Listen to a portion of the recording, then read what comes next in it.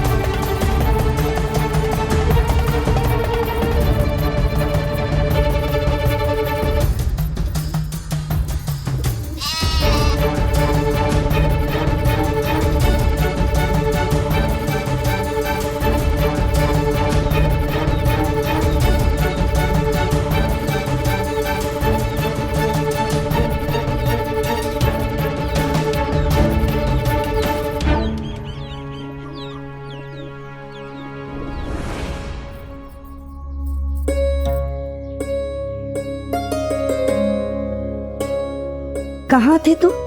अगर पिताजी को पता चल जाता कि तुम घर पर नहीं हो तो? मैं साईं से मिलने गया था द्वारका में। वहाँ पे और भी बच्चे थे। वहाँ पे हम लोग ने साईं के लिए आकाश कंदील भी बनाई। आप मुझसे गुस्सा नहीं है? गुस्सा क्यों? तुम तो साईं का आशीर्वाद लेकर आ रहे हो। सबका ऐसा भाग्य कहाँ।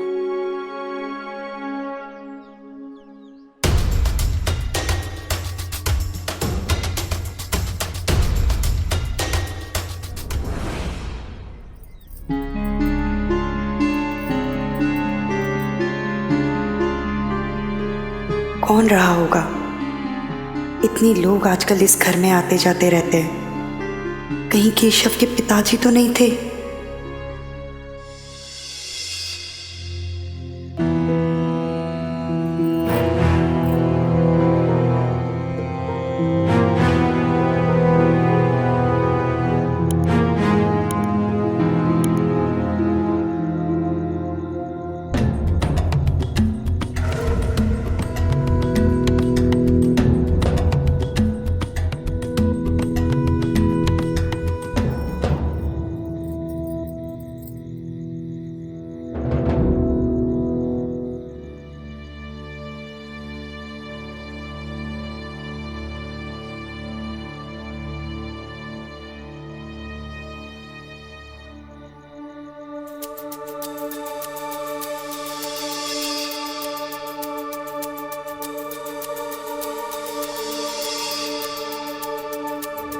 मैं साईं से मिलने गया था द्वारका में। इस बैरागी ने अपना काला जादू मेरे परिवार वालों पर कर दिया।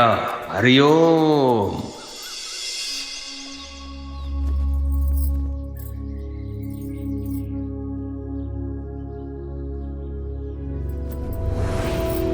उठ, उठ, खड़ा हो जा। आज से, अभी से तू इस घर में नहीं रहेगा। ये क्या कह रहे हैं आप? ये अहमदनगर में रहेगा, एक छात्रालय में। मैंने सब तैयारी कर ली है, चलो। लेकिन क्यों? क्यों? क्योंकि इसने मेरे आदेश की अवहेलना की है। मेरे मना करने पर भी वो दोबारा जाके साईं से मिला। पैर छूता है उस ढोंगी के पैर। और तू क्या करती है? इसका विरोध करने के बजाय, इस पर क्रोधित होने के बजाय तू कहती है मेरा बेटा बड़ा भाग्यशाली है, उसे साईं का आशीर्वाद मिला है। तेरे कारण बिगड़ रहा है ये, तेरे कारण। तेरे अंदर मेरे प्रति विरोध करने का एक अधूरा स्वप्न है रुक्मिणी, जो इसके द्वारा तू पूरा करना चाहती है। और इसका दंड तुम दोनों को भुगतना पड़ेगा जब ये तुमसे दूर रहेगा। आप ऐसा कैसे कह सकते? ऐसे कैसे कर सकते? केशव को मुझसे दूर क्यों? और क्या आप रह पाएंगे इसके बिना? केशव अभी बहुत छोटा है, कैसे रहेगा वो हमारे बिना? भूल तो मुझसे हुई है ना, तो सजा भी मुझे ही मिलनी चाहिए। केशव को क्यों? हरिओम। कार घोड़ा गाड़ी तैयार है, जाके बैठना उसमें। आगे से ऐसा नहीं होगा पिताजी, मैं आपको वचन देता हूँ। तेरे वचन का कोई मोल नहीं है मेरे लिए, समझा? मैं आपसे कभी कुछ नहीं मांगूंगी। मेरा बेटा मुझसे मत छीनिए, मेरा बेटा मुझसे मत छीनिए। तैयार कर इसे चो। दादा बच्चा है केशव, घर से दूर कैसे रहेगा ना ये। जितना कहा है उतना कर। दिवाली आने वाली है, भेज रही है तो उसके बाद भेज।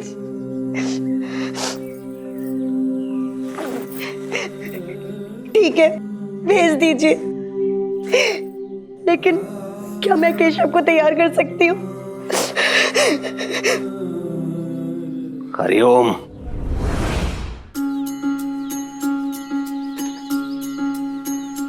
ओ जीवन डगर कभी जो कठिन हो जाए, मन विचलित हो और कोई मार न पाए, अंधियारे की गहरी रात जो आए, हिम्मत टूटे और कुछ भी समझ न आए, तू श्रद्धा पथ पे सबूरी धर के बिना डिगे बस चलता जा। तू श्रद्धा पथ पे सबूरी धर के बिना डिगे बस चलता जा।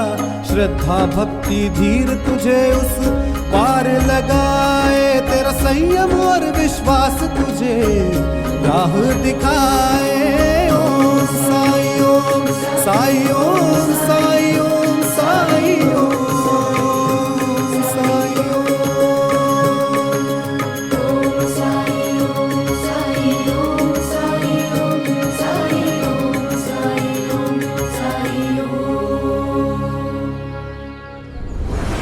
मुझे तो यकीन ही नहीं हो रहा, पता नहीं किसकी बुरी नजर लग गई इस रिश्ते को। विष्णु आप पर ऐसे आग जमाए हुए है जैसे आप उसके कोई दुश्मन हो। उधर कुलकर्णी सरकार ने भी उसको और उकसाया हुआ है। साई, हमें कुछ भी समझ नहीं आ रहा कि हम करें क्या। मेरी यमुना कुछ बोलती नहीं, लेकिन मैं माँ हूं उसकी तकलीफ समझती हूँ। साईं, ये रिश्ता तो आपके ही द्वारा संभव हुआ था, फिर इसमें इतनी बाधाएं क्यों? आप कहते हैं सबूरी, लेकिन दिन प्रतिदिन परिस्थिति बिगड़ती जा रही, कुछ भी अच्छा नहीं हो रहा है। इसी परिस्थिति में सबूरी रखना कैसे संभव है साईं? सबूरी का मतलब कर्महीनता नहीं होता। कोशिश नहीं करोगे तो फल कैसे मिलेगा? कोशिश? हाँ, कोशिश। कोशिश इस मुश्किल वक्त में हिम्मत बनाए रखने की, इस विश्वास को जिंदा रखने की कि अंत में जो कुछ भी होगा भला ही होगा। तो आपका कहना यह है कि मेरी यमुना का विवाह विष्णु से ही होगा? हमारे अच्छे कर्मों का फल हमें मिलेगा। इतने सालों हमने खंडोबा की सेवा की है, वो व्यर्थ नहीं जाएगी। आपने ये दुशाला क्यों ओढ़ रखा है?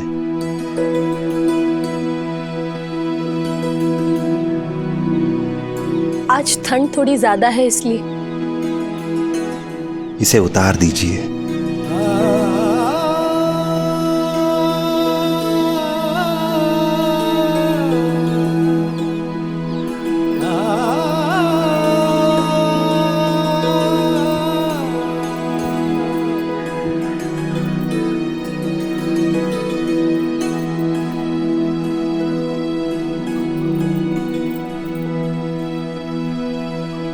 बाहर जाके उस वृक्ष की छांव में खड़ी हो जाइए।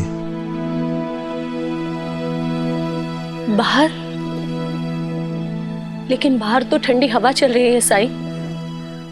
जाइए।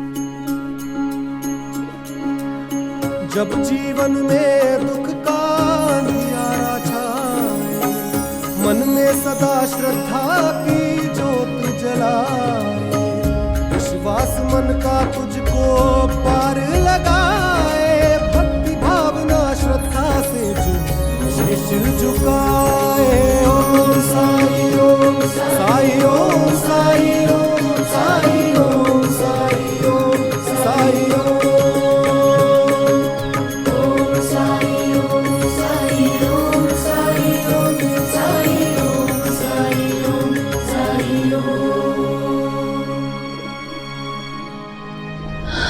अच्छा हुआ थोड़ी धूप आ गई।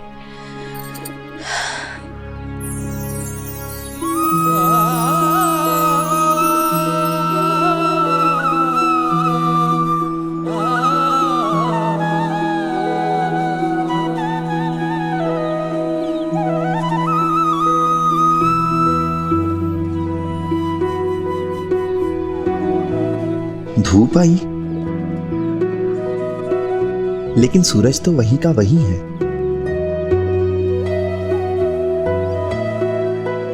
केवल पृथ्वी ने करवट ली है सूरज की तरफ, ताकि लोगों को ठंड से कुछ राहत मिले। और ये वही पृथ्वी है जिस पर इंसान युगों से अपने लोभ, अपनी महत्वाकांक्षा, अपने स्वार्थ के लिए चोट पहुंचाता जा रहा है। लेकिन पृथ्वी कभी इस बात की प्रतीक्षा नहीं करती कि इंसान उसकी तकलीफ को समझेगा, एक दिन वो उसके साथ अच्छा करेगा। ठीक इसी तरह हर इंसान को अपना काम करते रहना चाहिए, परिणाम की चिंता किए बगैर। जीवन का प्रत्येक दिन अगर परिणाम की कामना करते हुए बिताया तो ऐसी जिंदगी भी कोई जिंदगी है। और यही तो फर्क है जिंदा रहने में और जीने में।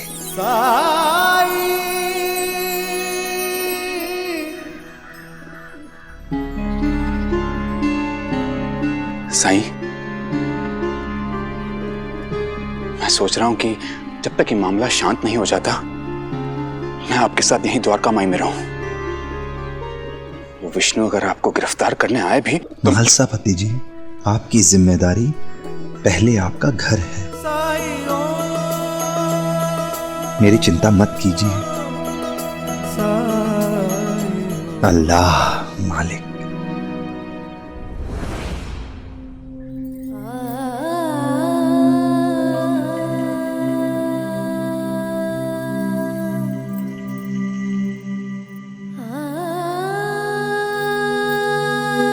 मैं तो आपकी थपकी के बिना सो भी नहीं पाता और किसी के हाथ का खाना भी नहीं खा पाता।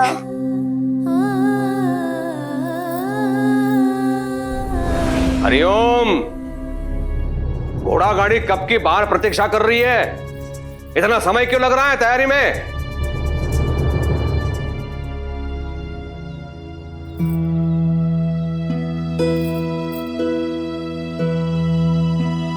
मैं केशव के लिए कुछ पकवान बना दूं? क्या चाहती है तू? कि इसी में शाम हो जाए और आज यही रुकना पड़े इसे? यही चाहती है ना तू? ऐसा नहीं है, चाह रहा है तो रास्ते के लिए कुछ बना देती। बंद करो तुम्हारा ये नाटक। चलो। दादा हता बच्चा है केशव,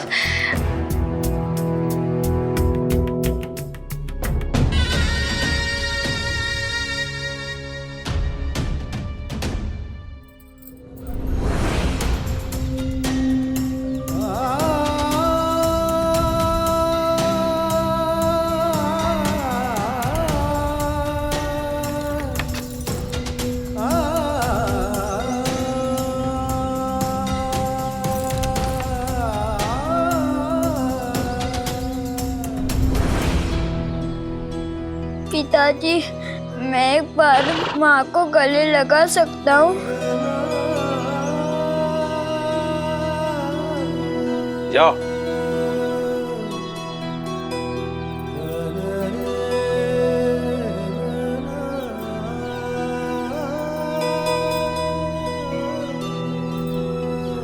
तुम जाओ केशव, और याद रखना मैं तुम पर हमेशा गर्व करती हूँ।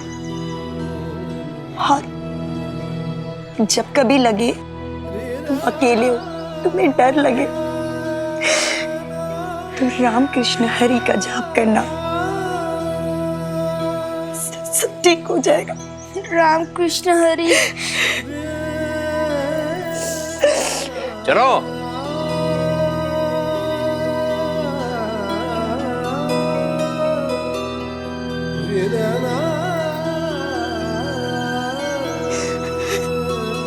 हरिओम।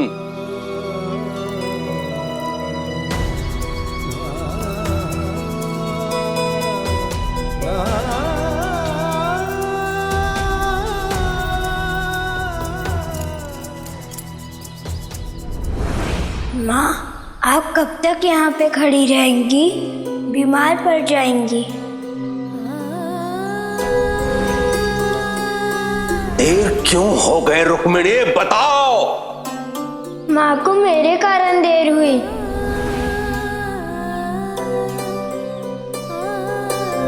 मैं झूठ का बोला? मैंने तो विद्यालय कहा था। अब विद्यालय वो होता है जहाँ हमें शिक्षा मिलती है। आत्या, मेरी माँ के बारे में ऐसा बात मत कीजिए। इनसे अच्छी माँ किसी की नहीं हो सकती।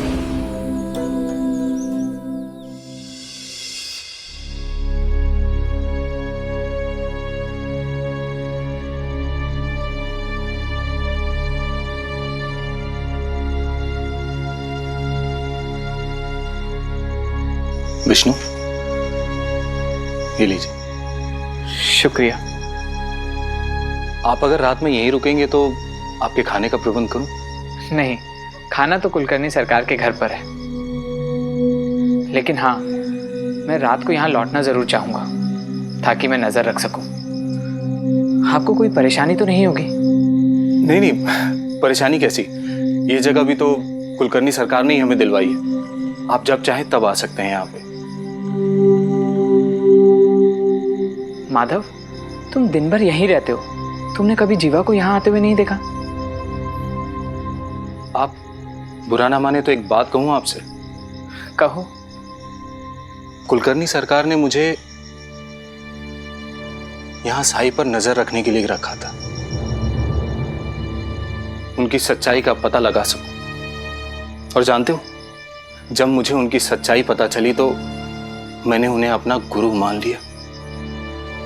वो कोई साधारण मनुष्य नहीं, पुण्य आत्मा है। और ये कहना गलत नहीं होगा कि वो इंसान के रूप में भगवान है। मैं तो बस इतना ही कह सकता हूँ कि साई के बारे में मैंने अपने ऊंचे अफसरों को बता दिया है। जांच शुरू हो गई है साई पर, उसकी गतिविधियों पर, उसके बीते हुए कल पर।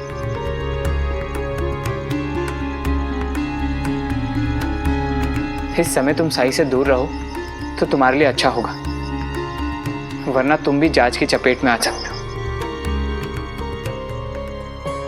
जादू टोटका करने वाले मदारी होते, भगवान नहीं। और अगर हम अपनी सोच और अपनी समझ की डोर उनके हाथों में दे देंगे तो इशारों पर नाचने वाले बंदर बन जाएंगे। मैं एक बार बेवकूफ बन चुका हूं, लेकिन दोबारा नहीं बनूंगा। अब मैं कुलकर्णी सरकार के घर चलता हूं। वो सुबह अहमदनगर गए थे, अब तक आ गए होंगे। चलिए, मैं छोड़ देता हूं आपको।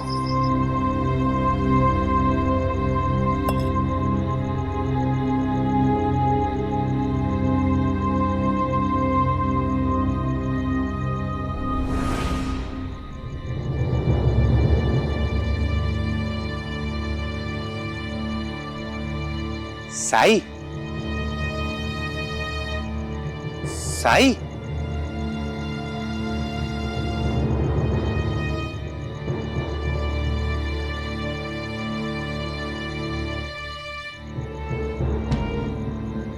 साई, आप कुछ कह क्यों नहीं रहे हैं?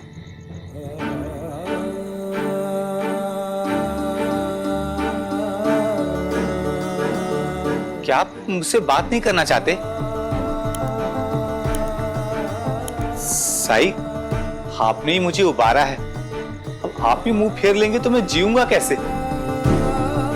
साई, अगर मुझसे कुछ भूल हुई हो तो मुझे सजा दीजिए, जो मन में आए कीजिए, पर मुझसे बात कीजिए साई। जाओ, पहले ऐसी 3 चीजें लेकर आओ जिन्हें तुम पूरे विश्वास से कह सकते हो कि वो तुम्हारी हैं।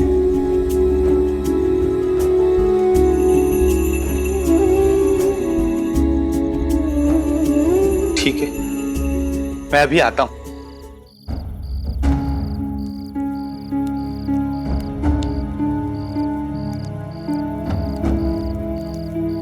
साई, ये लीजिए।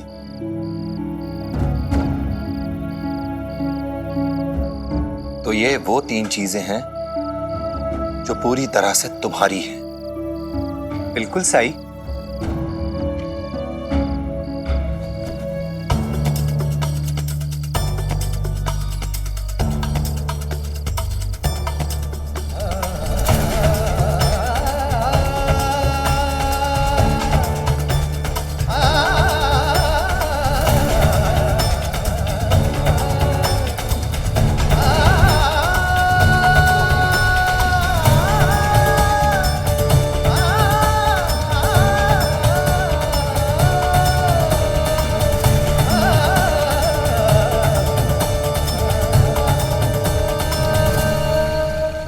साई, ये आपने क्या किया?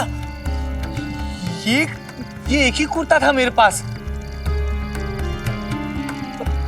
यही एक जोड़ी चप्पल, और धान तो मैंने अपने बुरे समय के लिए बचा के रखा था। तो तुम्हें अच्छा नहीं लगा कि मैंने तुम्हारी इन चीजों को जला दिया? लेकिन जरा ये तो बताओ, तुम्हें ये क्यों लगता है कि ये चीजें तुम्हारी अपनी थी? क्योंकि कुर्ता मुझे भेंट स्वरूप मिला था और ये चप्पल मैंने खुद खरीदी थी, और धान वो तो मैंने खेतों में काम करके कमाया था। लेकिन कुर्ते के लिए कपास तो नहीं उगाया था तुमने, ना ही चरखे पे उसे काटा, ना कपड़ा बनाया और ना ही कुर्ता सिया था तुमने। और चप्पल के लिए चमड़ा किसी पशु से निकला था, और धान धरती से उपजता है। इसलिए इन तीनों में से किसी पर भी तुम्हारा पूर्ण अधिकार नहीं था। लेकिन इसके लिए मैंने मूल्य तो चुकाया था ना। मूल्य तो हर कोई चुकाता है। मूल्य तो वो अमीर भी चुकाते हैं जिसका धन, जिसकी वस्तु चुरा चुरा कर तुम गरीबों में बांट देते हो। हर अमीर को चोर समझना, ये समझना कि उसके पास जो कुछ भी है वो किसी गरीब से छीना हुआ है, ये कहां तक ठीक है? 2 लोग एक बराबर मेहनत कर सकते हैं, लेकिन उनकी मेहनत का परिणाम भी बराबर हो, ये तो जरूरी नहीं। अगर एक को ज्यादा मिल गया तो उस पर अपना अधिकार जताना, अपना हक जताना, ये न्याय नहीं है जीवा। मेहनत गरीब करता है तो अमीर भी करता है। अगर हर गरीब चोर नहीं होता तो हर अमीर भी चोर नहीं होता। अगर तुम एक से छीन कर दूसरे को देते रहोगे तो इससे समाज में कभी बराबरी नहीं आएगी। उद्देश्य चाहे कितना ही बड़ा क्यों ना हो, लेकिन चोरी पाप ही है।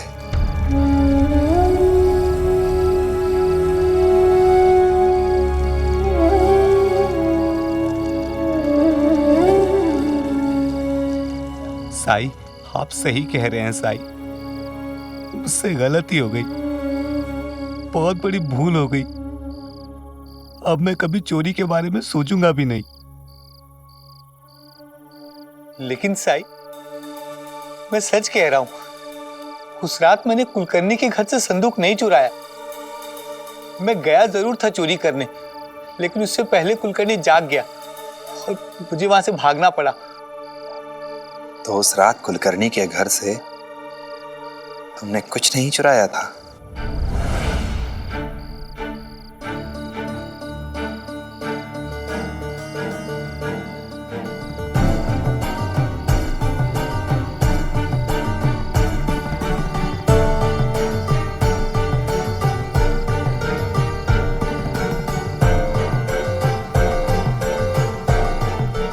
साई, मुझे तो याद भी नहीं कि अंगूठी मैंने कब रख ली।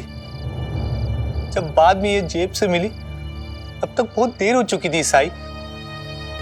सब लोग मुझे चोर समझने लगे थे, उस चोरी के लिए जो मैंने की ही नहीं।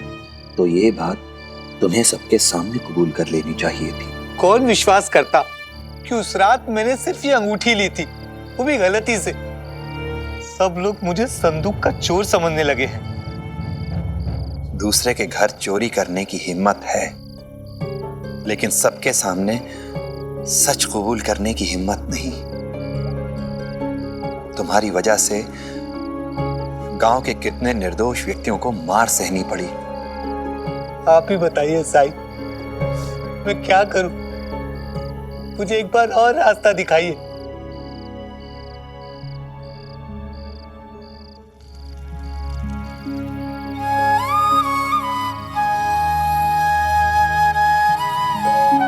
ये अंगूठी विष्णु को दे दो और उससे कहो कि चोरी के सामान के लिए वो गलत जगह ढूंढ रहा है।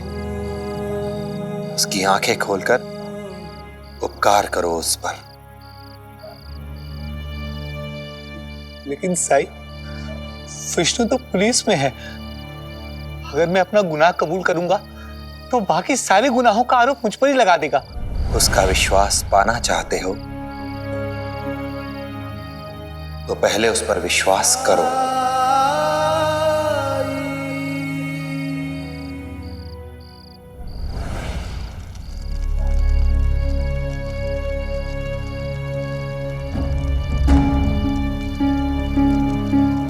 यमुना और मेरी शादी, मुझे उस पर दोबारा विचार करना होगा।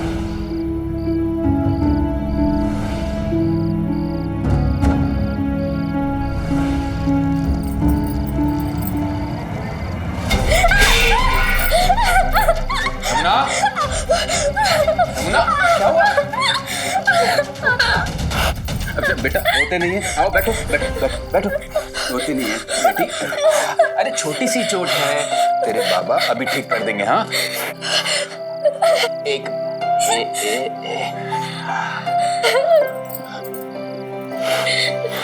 अभी ठीक हो जाएगा बिटिया रानी, अभी ठीक हो जाएगा।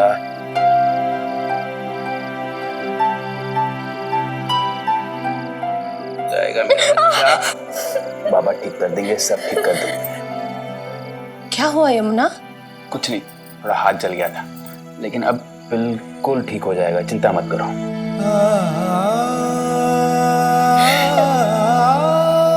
मेरी बहादुर बच्ची है, तो बहादुर।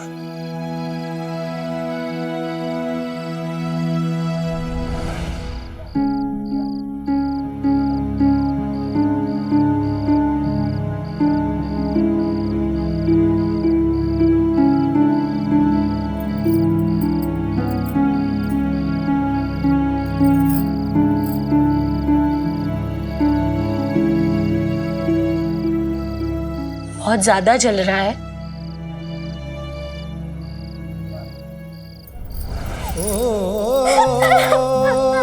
सुख दुख आने जाने हैं, धूप यमुना, बाबराए मनवा तेरा उलझ न जाए। मन में आशा के दीपक बुझने न पाए। ये उन्होंने दिया था अपनी तरक्की की खुशी में, अब इसका क्या करूं? वापस कर दूं? ओम साई ओम, साई ओम, साई ओम, साई ओम।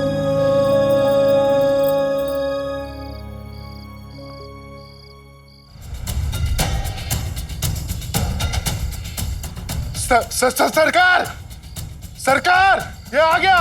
चोर, चोर, सरकार चोर। मैं विष्णु से मिलने आया हूँ। अरे लठे तो कहाँ मर गए सबके सब? क्या करें, पकड़ लें इसे। क्या पता कुछ छुपा के लाए हो तो कहीं हमें ही मार भर दे तो।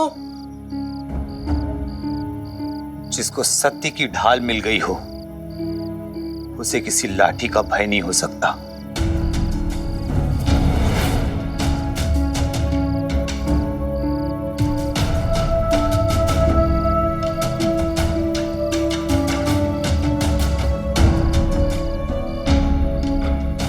विष्णु, कुलकर्णी, हरिओम। क्या हो रहा है यहाँ?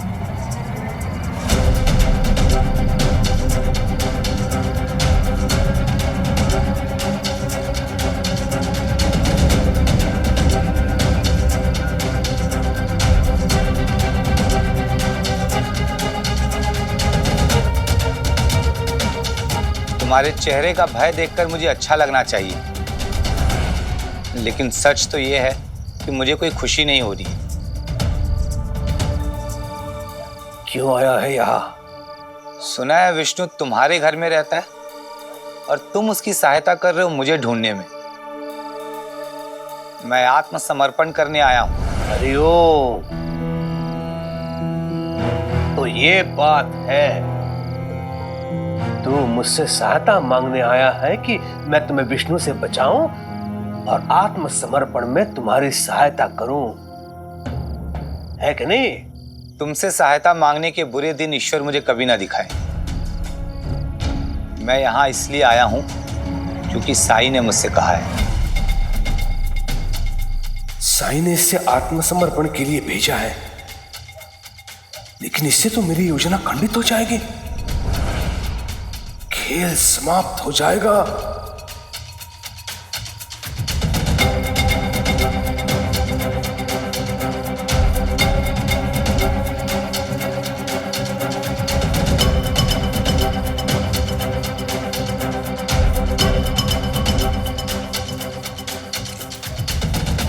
बंदूक ले लो, उस दरवाजे के पीछे खड़े रहो, मैं जीवा को अंदर लेके आता हूं। जैसे वो अंदर आएगा गोली मार देना उसको। पुलिस को मैं ये कह दूंगा कि वो मुझ पर हमला करने आया था और मेरी जान बचाने के लिए मैंने गोली चला दी। हरिओम, जाओ जल्दी। तो तुम्हें विष्णु से मिलना है, आ जाओ। विष्णु ऊपर वाले कक्ष में है, मिलवाता हूं उससे तुम्हें। आओ।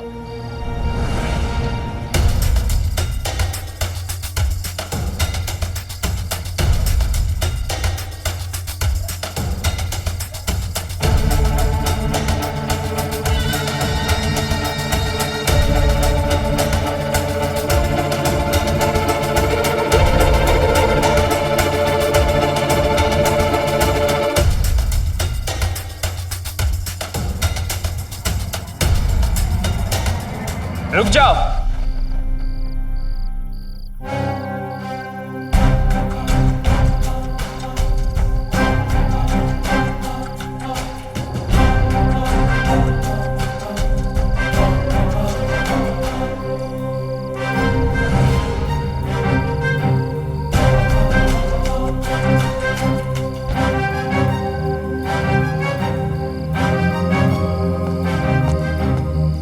ये यहाँ क्या कर रहा है? विष्णु, मैं आत्मसमर्पण के लिए आया हूं। साई ने मुझसे कहा है कि मैं अपने आप को तुम्हारे हवाले कर दूं। हरिओम, अद्भुत। विष्णु देख ली साई की अद्भुत चाल। इससे आत्मसमर्पण करवा के खुद संदेह के घेरे से दूर रहना चाहता है वो, ताकि वो अपना कार्य कर सके। असामाजिक तत्वों की रक्षा करने का कार्य, समाज में अराजकता फैलाने का कार्य। साई के विरुद्ध मैं कुछ भी नहीं सुनना चाहता हूं। वो संदूक कहाँ है? मैंने चोरी किया होता तो जरूर बताता। तुम उस रात तो मेरे पीछे थे ना, मुझे देखा था कोई संदूक ले जाते हुए।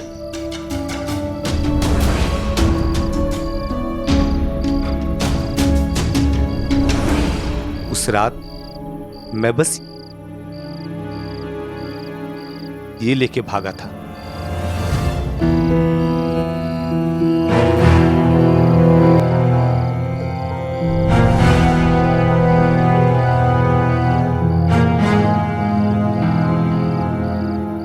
मेरी अंगूठी? यही एक चीज मैं उस रात लेकर भागा था,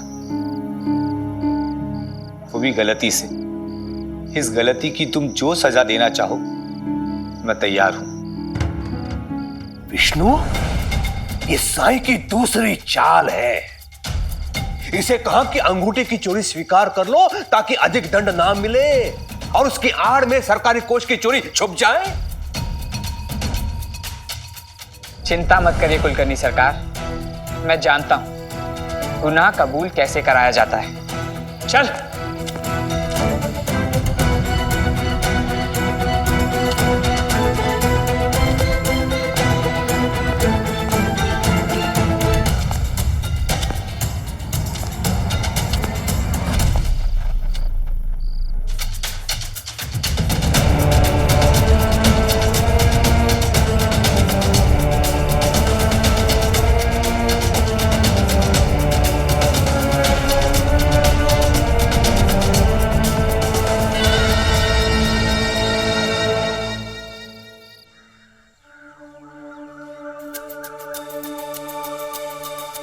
इस एक पेड़ की लकड़ी से ही बहुत पैसे मिल जाएंगे।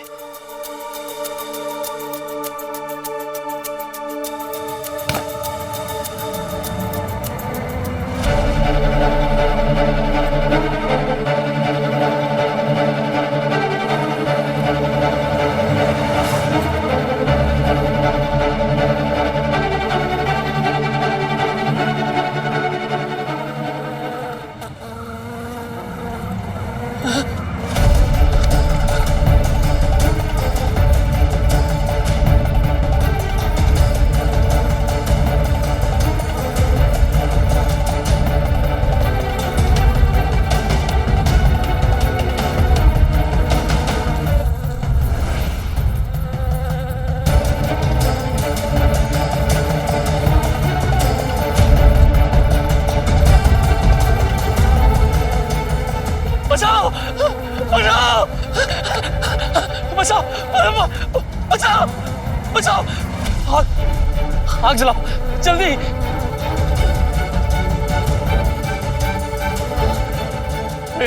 अरे देख क्या रहे हो?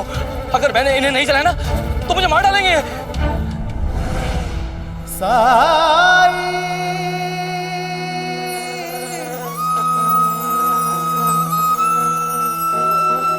तुमने इन्हें रोक कैसे दिया?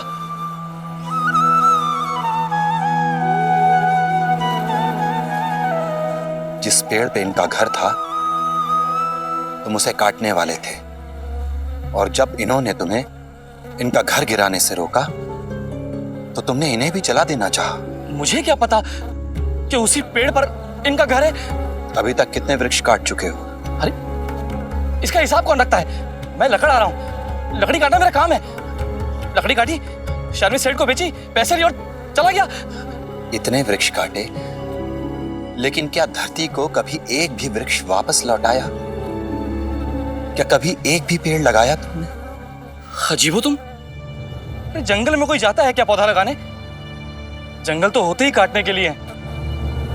और फिर अगर मैं पेड़ नहीं काटूंगा तो अपने परिवार को कैसे पालूंगा? अपने परिवार के प्रति दायित्व तो तुमने निभा दिया, लेकिन ये संसार, इस प्रकृति के प्रति तुम्हारा दायित्व,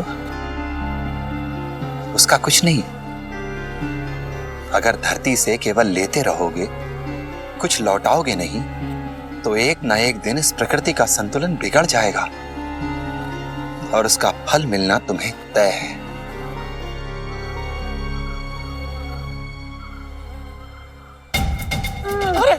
अरे इनके हवाले छोड़कर मुझे कहां जा रहे हो?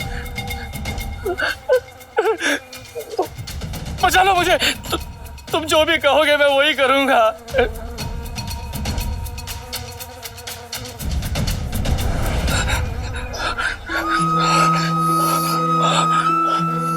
एक वृक्ष काटो तो दो वृक्ष लगाओ, अपना और अपने परिवार का भविष्य ऐसे ही सुरक्षित होगा। मैं वचन देता हूं, अब से ऐसा ही करूंगा।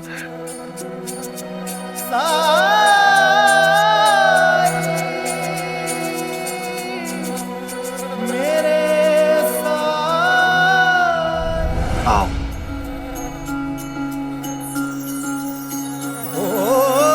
जब कठिनाई छाई तू ही याद आया, भटके राही को तूने रास्ता दिखाया, तूने भक्तों का बेड़ा पार लगाया, तेरी महिमा मेरे साईं कौन जान पाया। ओ साईं ओ साईं ओ साईं ओ साईं ओ साईं ओ साईं ओ।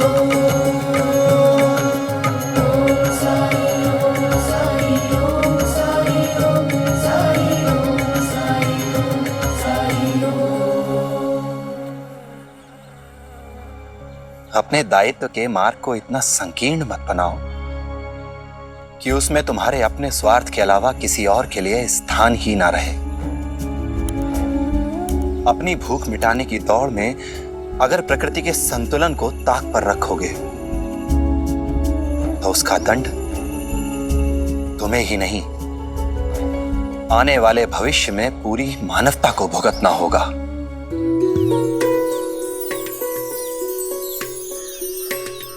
उपले ले लो, उपले ले लो।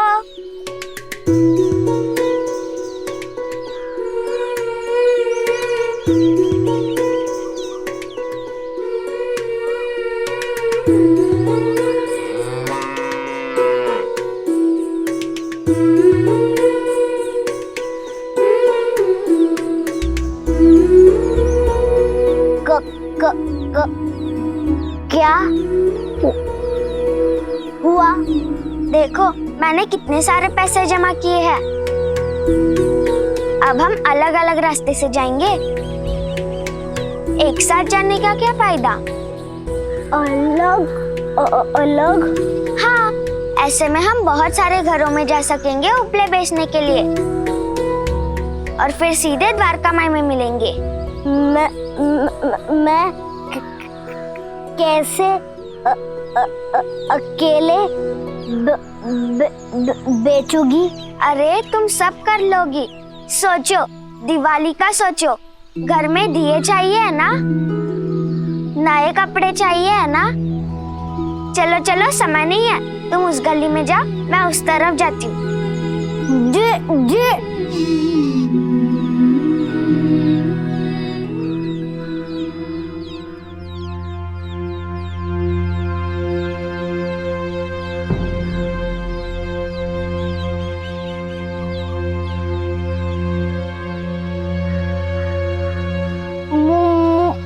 मुझसे कौन खरीदेगा? सब हंसेंगे मुझ पर।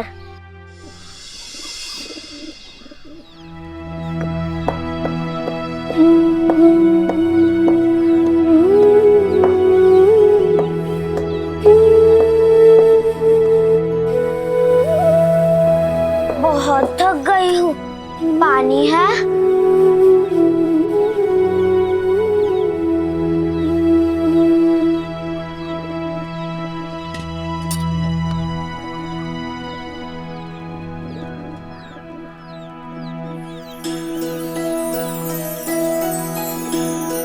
फुर्सत मिल गई तुझे?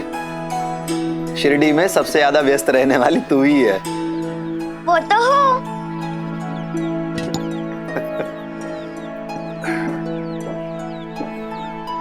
ये देखिए मेरे मेहनत का फल।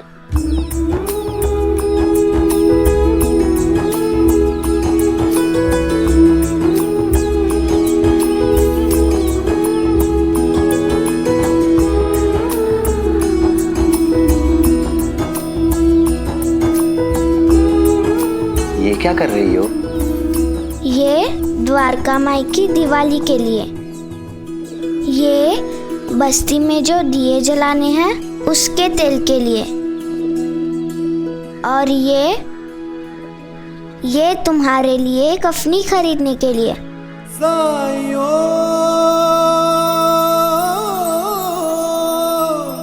साइयो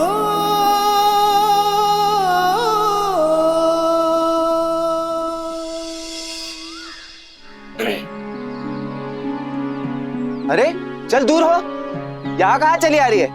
निचली जाति की होके यहाँ पास आ रही है? मैं तो बस उपले। चल भाग यहाँ से।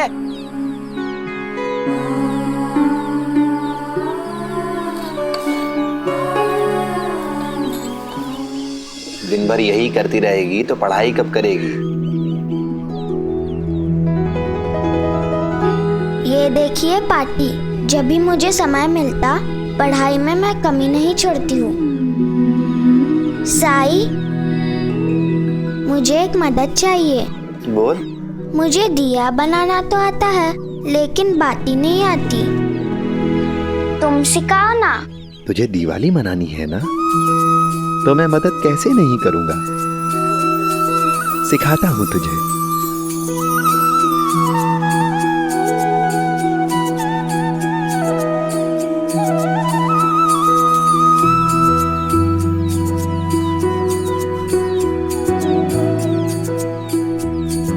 ये ले, तो ये है रुई, कपास। इसमें ऐसे कपास को लिया, हाथ पर रखा और ऐसे इसको घुमा दिया। एक बार और, बन गई बाती।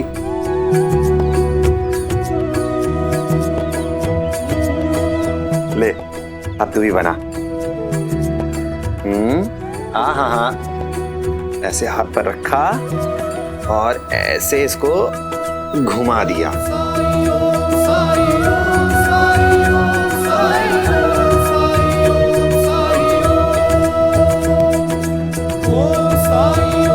बन गया।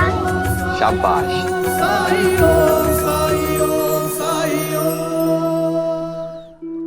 साई, मुझे भी बाती बनाना सिखाइए ना।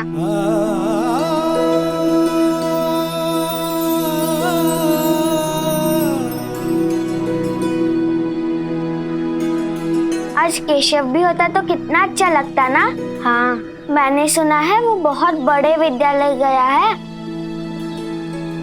बहुत बड़ा आदमी बनेगा वहां से पढ़ के, है ना साई?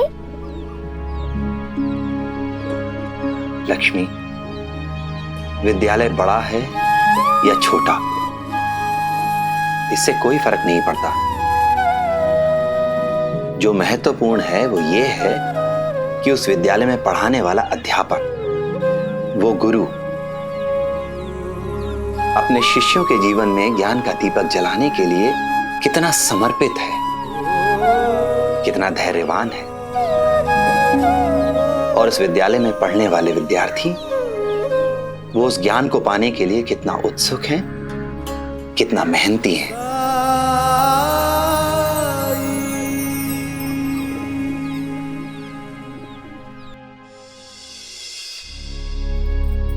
मैंने सुना है जीवा पकड़ा गया है। उससे तुम्हें क्या? नहीं, लेकिन वो संदूक नहीं मिला है ना?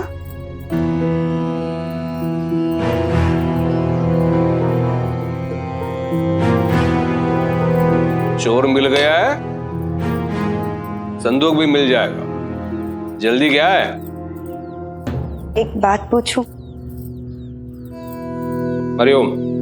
वो संदूक हमारे घर में रखा गया था ना,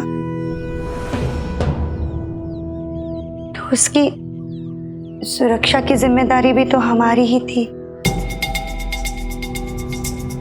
लेकिन जब से चोरी हुई है, मैं तब से देख रही हूँ कि आप उतने चिंतित, उतने परेशान नहीं हैं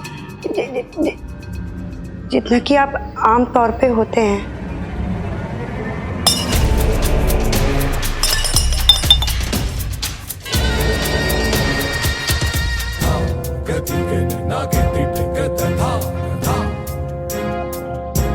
मैं परेशान हूँ कि नहीं, इसका प्रमाण पत्र अब मुझे तुमसे लेना पड़ेगा। मेरा मतलब मैं चुप बैठो। मैं तुम्हारा स्वामी हूँ, स्वामी। इस घर में प्रश्न पूछने का अधिकार तुम्हें नहीं है रुक्मिणी।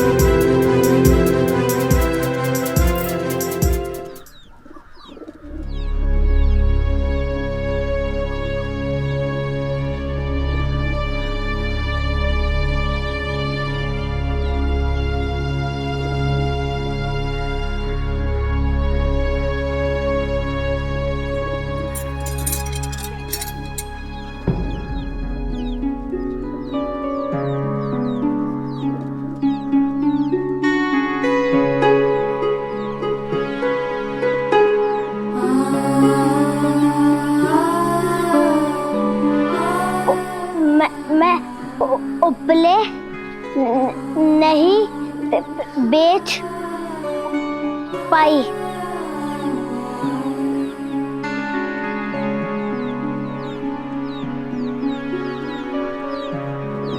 देखिए साई, एक नहीं बेच पाई। ऐसे हम द्वारका माई और बस्ती की दिवाली के लिए पैसे कैसे जमा कर पाएंगे? तुम्हें मैंने जो औषधि दी थी वो खाई, तब तो तुम ठीक हो रही होगी। तुम्हें कुछ फर्क लग रहा है या नहीं? विश्वास रखो। विश्वास हो तो दुनिया में सब कुछ संभव है।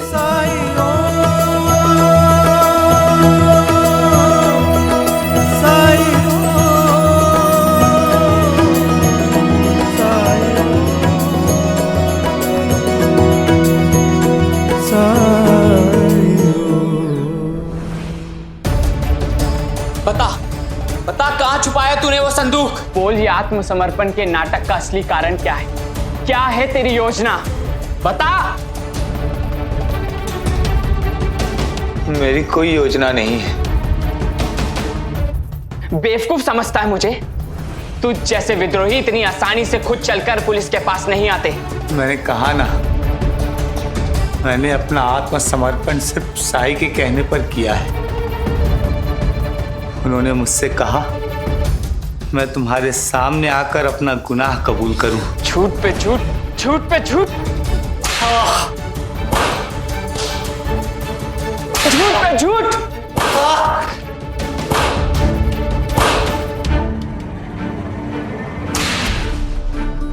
ओम साई राम, ओम साई राम, ओम साई राम।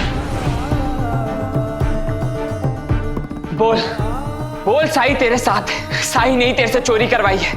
बोल, वो विद्रोहियों के साथ है। अगर नहीं बोलेगा तो मैं तुझे इसी तरह मारता रहूंगा। ओम साई राम, ओम साई राम, ओम साई राम, ओम साई राम, ओम साई राम, ओम साई राम, ओम साई राम, ओम साई राम, ओम साई राम, ओम साई राम, ओम साई राम।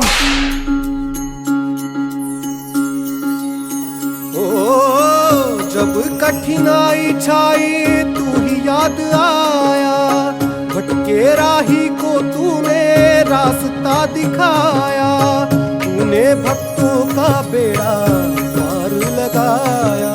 तेरी महिमा मेरे साई कौन जान पाया। ओम साई, ओम साई, ओम साई, ओम साई, ओम साई, ओम साई,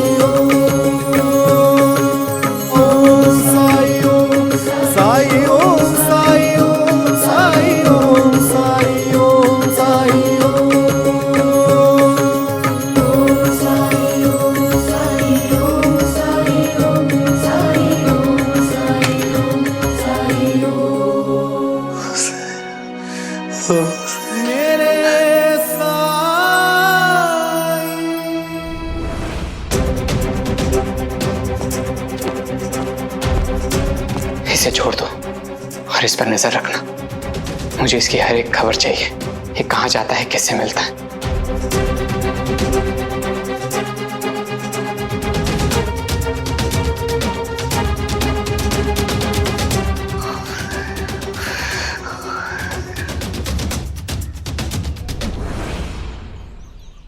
पता है, आज सुबह सुबह एक टोकरी उपले बेचे मैंने।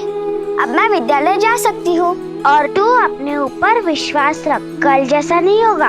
आज तो तू उपले जरूर बेच पाएगी, डर मत, ठीक है? साई की दवाई लेती रहना, बिल्कुल ठीक हो जाएगी। मैं विद्यालय के बाद मिलती हूँ। द्वारका माई और पूरी बस्ती के लिए तेल लेना है। पता नहीं और कितने सारे उपले बेचने होंगे।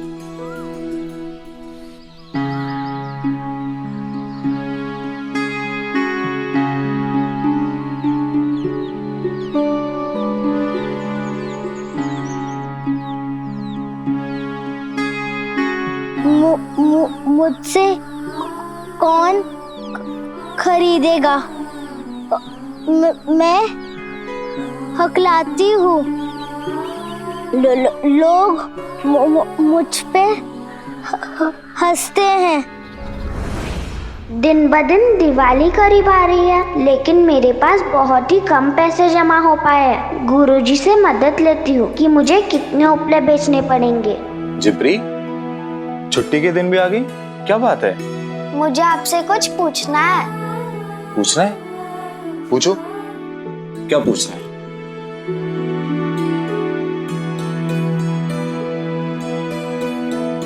एक टोकरी उपला 6 आना, एक कनस्तर तेल 1 सिक्का, 6 कनस्तर तेल। क्या है ये? मुझे तेल खरीदना है, उसका हिसाब। मैं कुछ समझा नहीं। दिवाली आ रही है, मैंने सोचा है मैं दिवाली में द्वारका माई और अपने बस्ती में दिए जलाऊंगी। उसके लिए मुझे तेल खरीदना है। तेल खरीदने के लिए मुझे कमाना पड़ेगा, और कमाने के लिए मैं तो सिर्फ उपले ही बेच सकती हूँ। क्या आप मुझे बता सकते हैं कि मुझे दिवाली में तेल और दिए खरीदने के लिए कितने उपले बेचने पड़ेंगे? मैंने तुम्हें गुनाह करना नहीं सिखाया ना, इसलिए तुम्हें हिसाब करने में परेशानी हो रही है। लेकिन जिसमें तुम जैसी लगन हो, वो औरों से सबसे पहले सीखेगी।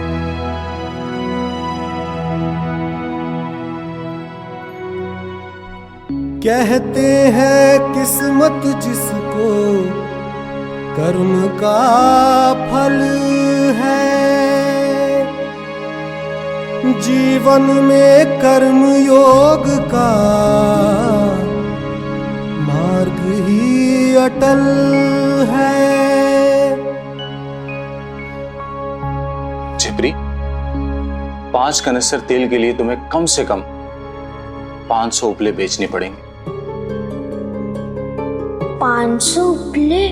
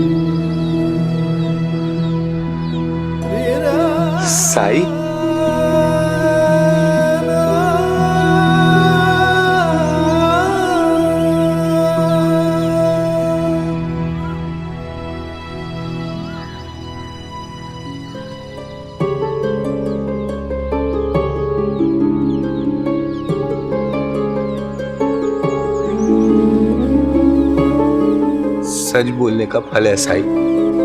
मैं विष्णु की मदद करना चाहता था और उसने नहीं जीवा, जैसे तुम भटक रहे थे वैसे ही वो भी भटक रहा है, तुम्हारी ही तरह वो भी सत्य का मार्ग खोज रहा है, बस उसकी दिशा ठीक नहीं है।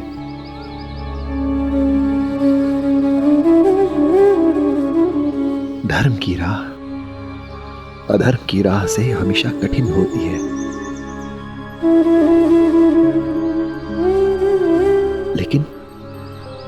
लेकिन धर्म के मार्ग की कठिनाइयों से भी हमें सुख मिलता है, संतोष मिलता है। साई, मुझे घाव दिख रहे हैं लेकिन इसकी पीड़ा महसूस नहीं हो रही है, बल्कि विष्णु जब मुझे मार रहा था इसका दर्द तो तभी मिट चुका था। एक वक्त के बाद ऐसा लगा कि कूड़े नहीं फूल बरस रहे हैं।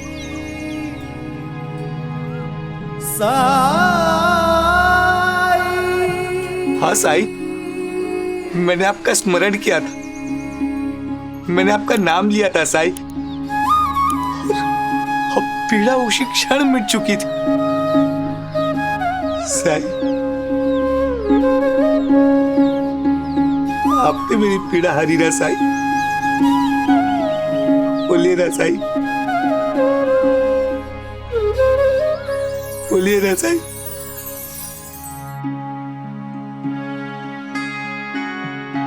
इतने सारे उपले भेजेंगे फिर भी एक आना नहीं बनेगा।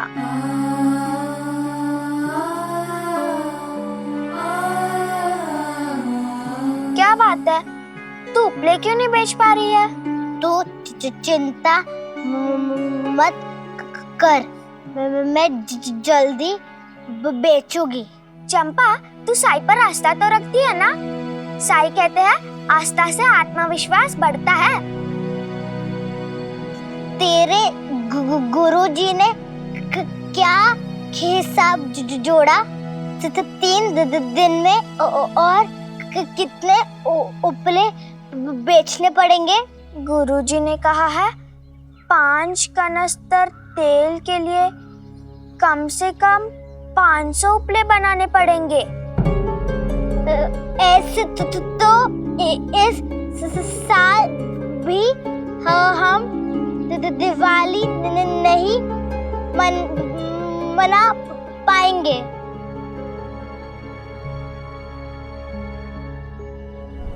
लक्ष्मी, एकता में सबसे अधिक शक्ति है। यदि विश्वास ना हो तो अपने हाथ की मुट्ठी बनाकर देखो।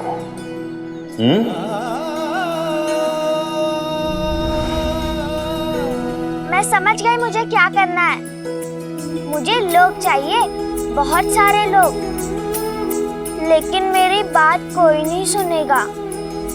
सब मुझे बच्ची समझते हैं, लेकिन मैं जानती हूँ मेरी मदद कौन कर सकता है।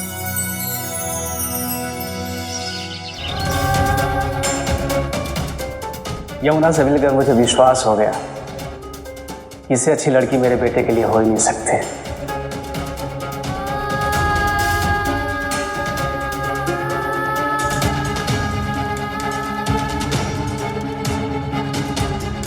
कि यमुना और मेरी शादी, मुझे उस पर दोबारा विचार करना होगा।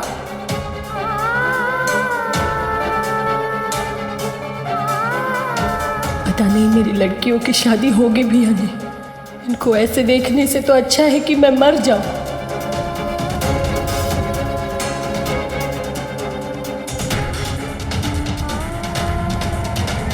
साई, मैंने कोशिश की, लेकिन मैं वैसे नहीं बन सकती जैसा आप चाहते हैं। मुझ में वो हिम्मत ही नहीं है।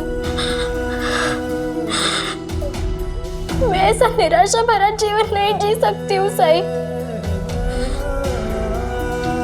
मेरा विवाह टूटा है तो इसकी सजा मेरे आई बाबा, मेरी बहनें क्यों भुगते? मैं ये होते हुए नहीं देख सकती साई, नहीं देख सकती। यमुना,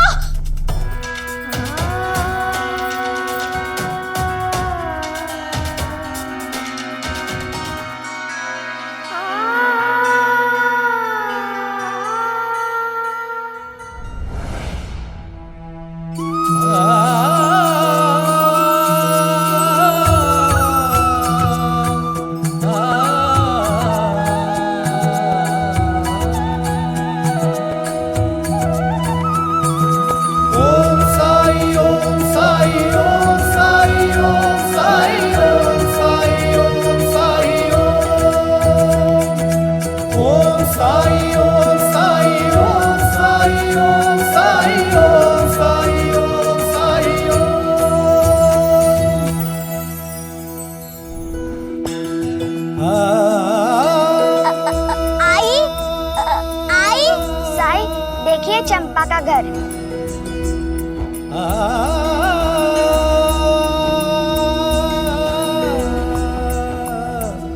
कैसी हैं आप? विश्वास नहीं हो रहा है कि आप हमारे घर आए हैं। विश्वास क्यों नहीं हो रहा है? चंपा तो रोज मेरे पास आती है, हम साथ में खेलते हैं, साथ में खाते हैं, और मैं तो पूरे अधिकार से यहाँ आया हूँ। आप क्या यहीं खड़ा रखेंगी? अंदर नहीं बुलाएंगी मुझे?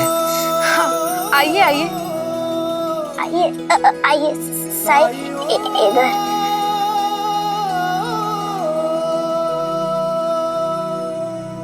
आप हमारे यहाँ आए हैं, पर हमारे पास तो आपके स्वागत के लिए कुछ भी नहीं है।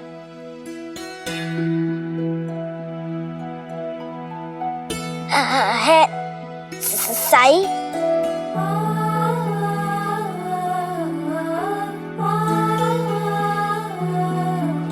लीजिए साई। रुको, मेरे साई ऐसे थोड़ी ना खा लेंगे। देखना पड़ेगा ना सबसे मीठा गन्ना कौन सा है।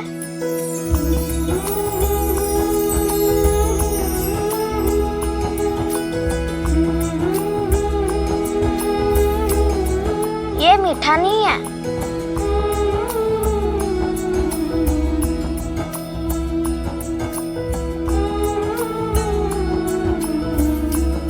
ये भी मीठा नहीं है।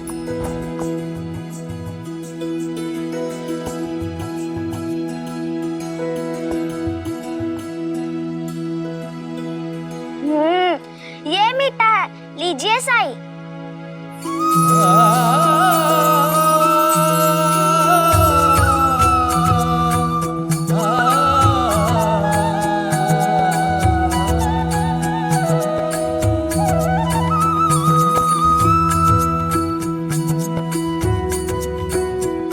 अरे वाह, तो बहुत अच्छा है।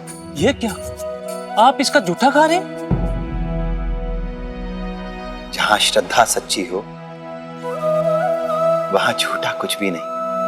ओम साई ओम साई ओम साई ओम साई ओम साई ओम साई ओम साई ओम साई ओम साई ओम साई ओम साई ओम साई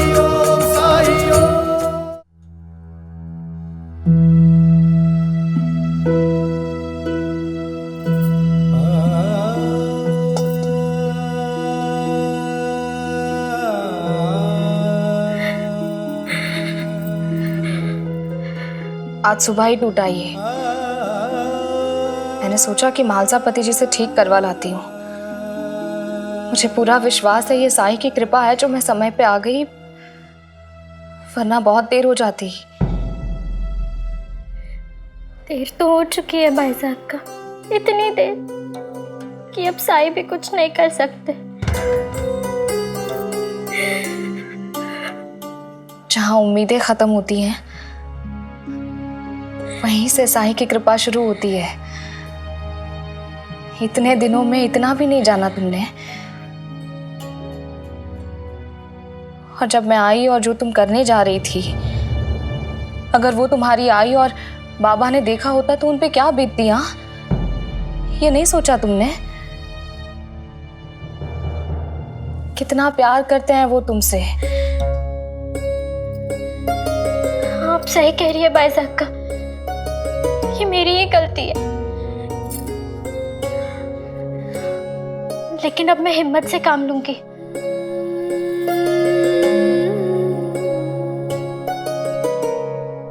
बाई ज़क्का, किसी से कहिएगा मत कि मैंने। ना मैं किसी से कहूंगी और ना तुम ऐसा दोबारा करने की कोशिश करोगी।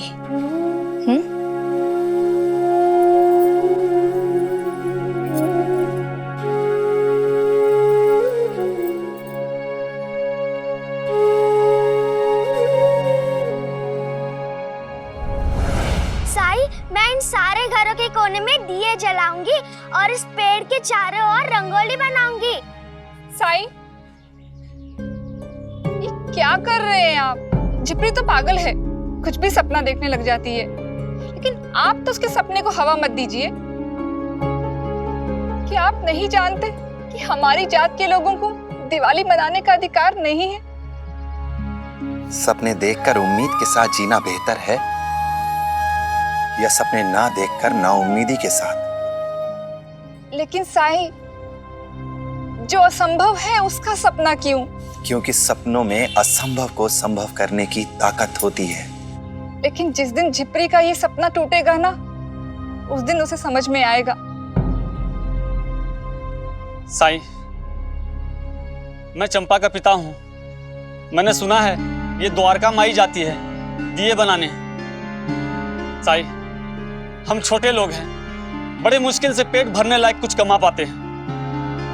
ऐसे में छोटे घर की लड़की ऊंचे घरों की लड़कियों जैसा बनने का सपना क्यों देखे? जहां इतने साल दिवाली नहीं मनाई तो अब क्यों मनाए?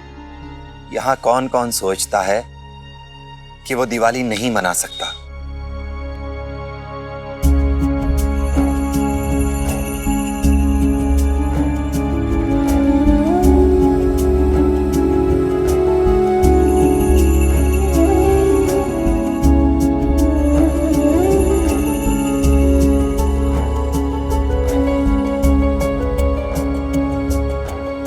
हम अछूत है साईं, हमारे पूर्वजों ने कभी दिवाली नहीं मनाई। अछूत क्यों? साईं, हम वो काम करते हैं जिन्हें ये समाज करना नहीं चाहता। जैसे कि मैं शमशान में दाह संस्कार करता हूँ। मैं मरे हुए पशुओं को सड़क से उठाता हूँ।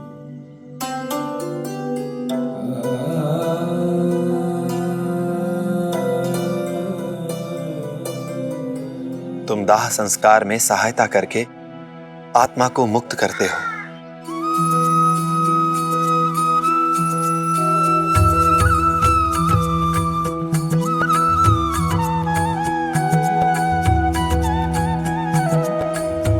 ये लो, ले लो।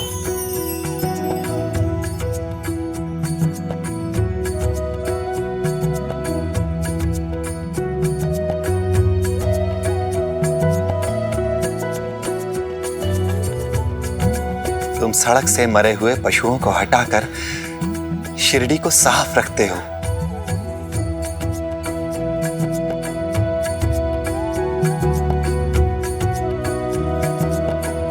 ये स्वीकार करो,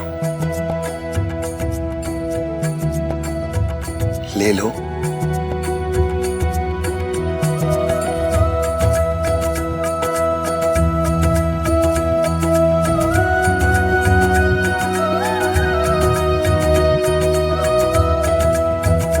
मेरे पास बस इतना ही शेष है, सब रख लो तुम।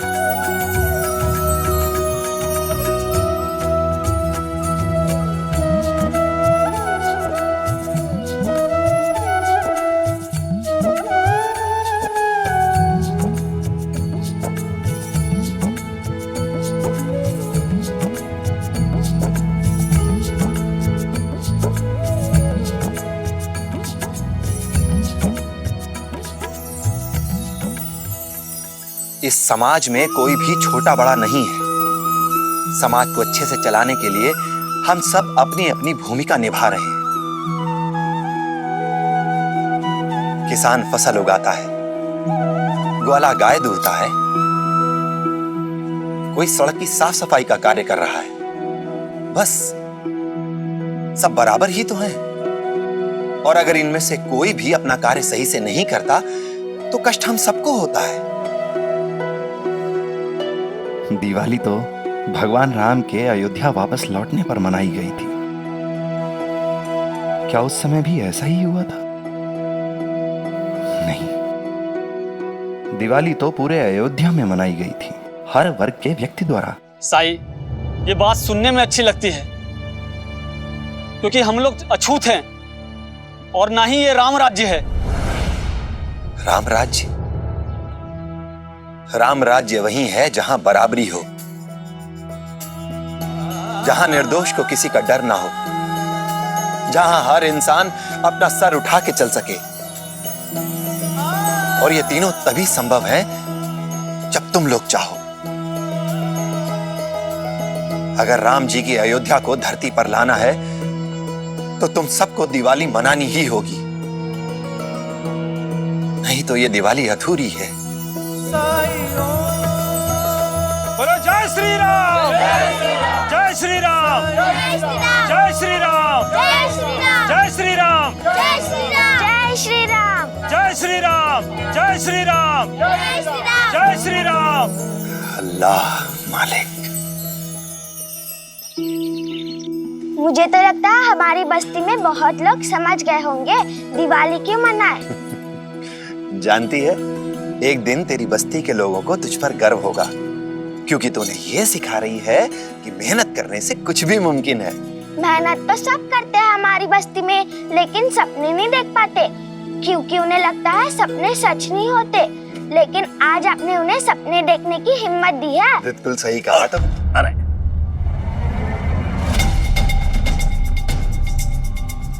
अछूत, आंखें नहीं है क्या? मुझे माफ कर दीजिए, मैं तो माफ कर दूं तुझे? तू जैसों की तो टांगे तोड़ देनी चाहिए ताकि किसी और को दूषित नहीं कर सके। ठहर जा।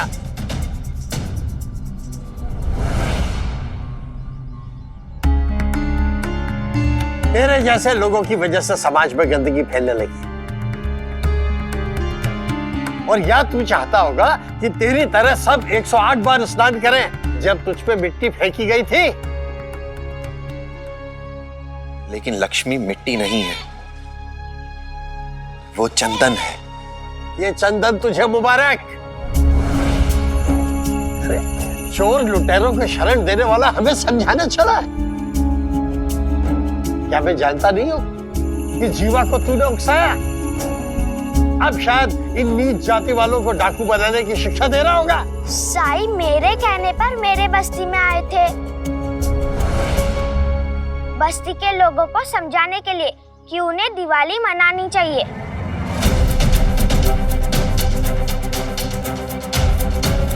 दिवाली? अछूतों की बस्ती में?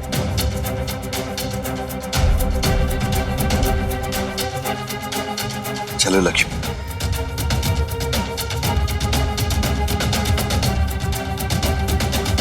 कुलकर्णी सरकार को यह खबर देनी ही होगी। कुलकर्णी सरकार, कुलकर्णी सरकार। क्या हुआ गंगाराम जी, क्यों चिल्ला रहे हैं? कहाँ है कुलकर्णी सरकार? वो तो पास के गांव गए हैं किसी का इलाज करने के लिए। अब तो वो कल ही मिल पाएंगे। सरकार आजकल दूसरे गांव के बारे में ज्यादा ही सोचने लगे और अपने गांव में क्या चल रहा है ये उन्हें पता ही नहीं चल रहा। क्यों, ऐसा क्या हो गया है? मुझे पता चला है कि इस बार नीची जाति वाले हमसे बराबरी करने वाले हैं। खंडर और नीची जाति वाले लोगों की बस्ती में इस साल दिवाली मनाई जाएगी। क्या बात कर रहे हैं आप गंगाराम जी? और जानते हो इस सब के पीछे कौन है? वो गोबर बेचने वाली अछूत लड़की जिपरी, और ऊपर से साईं उसका साथ दे रहा है। अगर अधर्म इस तरह सर चढ़ के बोलेगा तो धर्म का भ्रष्ट होना तय है, तय है।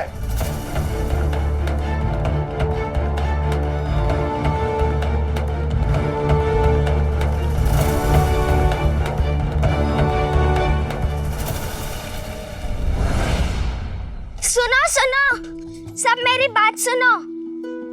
मैं चाहती हूँ इस दिवाली हम सबके घर में दिए जले, लेकिन उसके लिए हमें बहुत सारी मेहनत करनी पड़ेगी, मिलजुल के। मैं जानती हूँ आप सबके पास बहुत सारा काम होता है, लेकिन हम बच्चे तो समय निकाल सकते हैं ना। मैं भी मदद करूँगा जिप्री। मुझे भी दिवाली मनानी है। मैं भी मदद करूँगा। मैं भी। हम भी मदद करेंगे। आ मेरे साथ।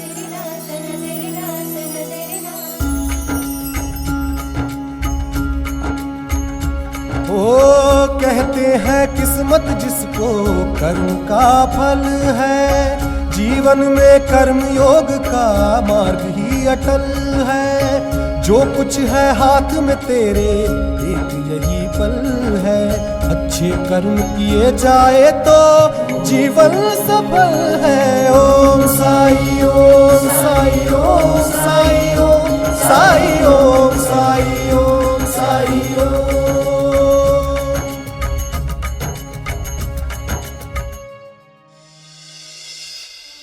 पंता जी, ये जिपरी कुछ ज्यादा ही फैल रही है दिवाली मनाने के लिए। हाँ अंता जी, बहुत सताया उस लड़की ने हमें। यही मौका है, हम भी देखते हैं कैसे मनाती है दिवाली अपनी बस्ती में। चलिए।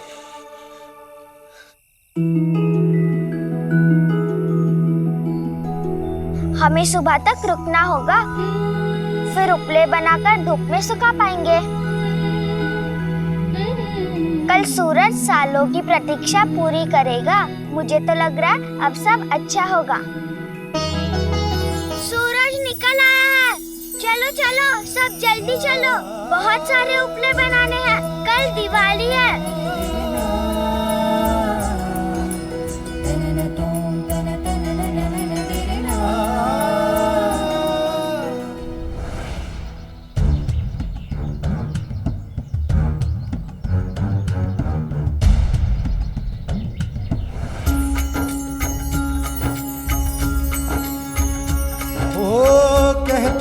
किस्मत जिसको कर्म का फल है, जीवन में कर्म योग का मार्ग ही अटल है। जो कुछ है हाथ में तेरे एक यही पल है, अच्छे कर्म किए जाए तो जीवन सफल है।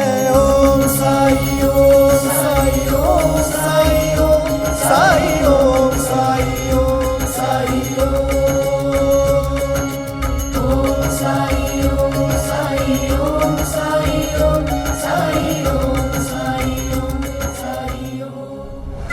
क्या लग रहा है अंता जी? कुछ समझ में नहीं आ रहा है पंता जी, इस जिपरी को मजा कैसे चखाया जाए।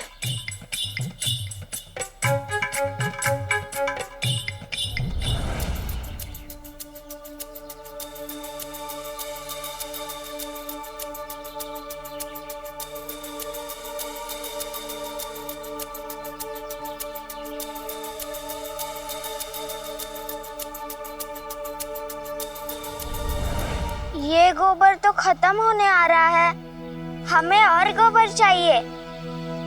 उसके लिए हमें गांव जाना होगा। गांव जाना होगा?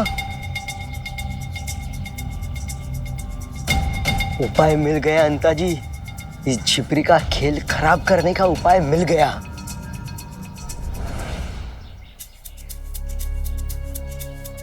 ये दो औरतें कौन थी?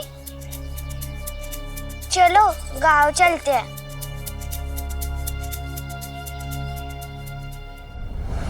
कुलकर्णी सरकार ने सबको फिर से क्यों बुलाया?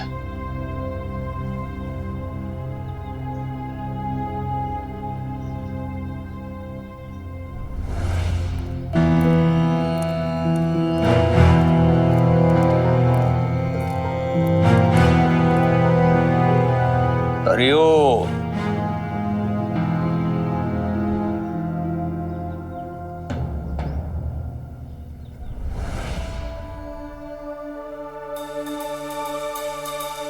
कल दिवाली है,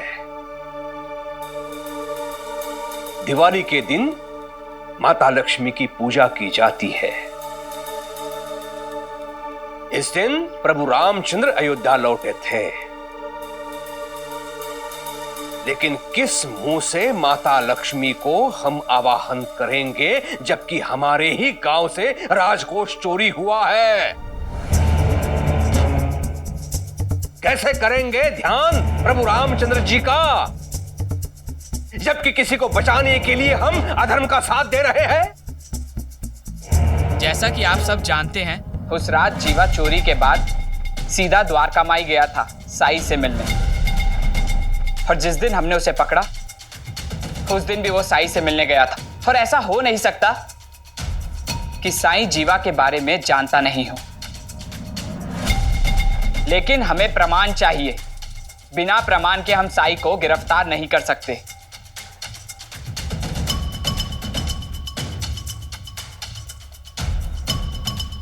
हरिओम हरिओम।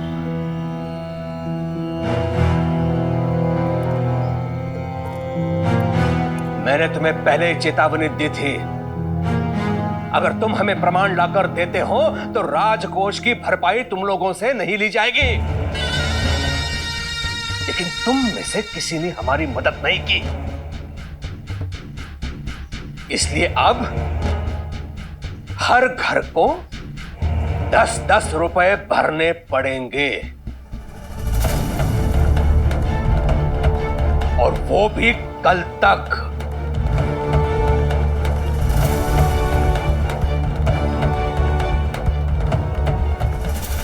सरकार मैंने पूरी जिंदगी में 12 आने से ज्यादा नहीं देखा है सरकार। वो मैं 10 रुपए कहां से दूंगा सरकार? 10 रुपए मेरे लिए भी बहुत बड़ी रकम है, तो बाकी सबका क्या होगा? कहां से दे पाएंगे? अंग्रेज सरकार के सामने पूरी शिरडी की नाक कटेगी। एक तो हम उनका पैसा नहीं लौटा रहे और ऊपर से चोर को शरण दे रहे हैं। सरकार 10 रुपए हम कहां से लाएंगे? हम बर्बाद हो जाएंगे सरकार। एक विकल्प है जो मैंने पहले भी दिया था, बचोगे अगर प्रमाण लाते हो साईं के विरुद्ध।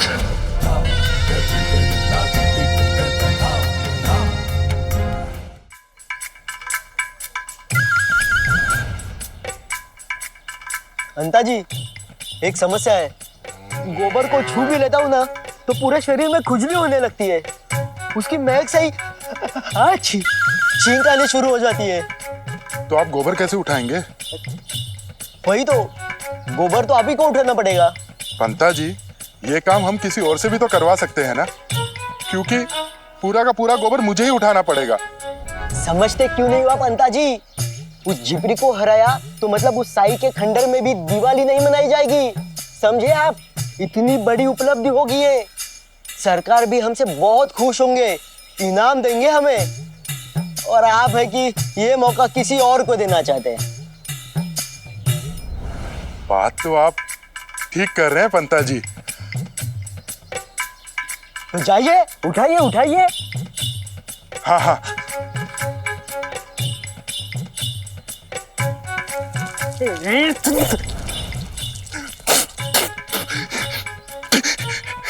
पंता जी, ये जिपरी है ना, हमारे लिए कोई ना कोई मुश्किल खड़ी कर ही देती है। हाँ हाँ, लेकिन इस बार हम हार नहीं मानने वाले।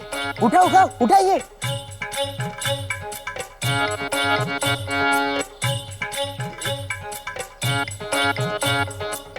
चलो चलो चलते। चलिए।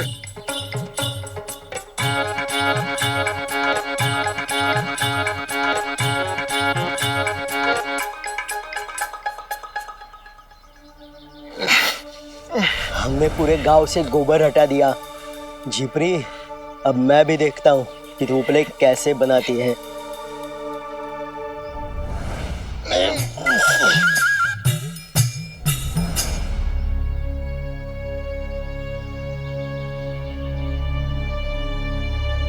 भिक्षा दे माई, भिक्षा दे माई।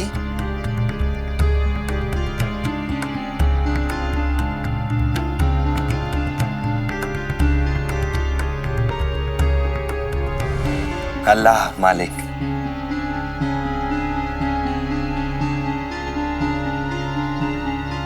इनकी वजह से एक नई बला पड़ी हमारे सर पर।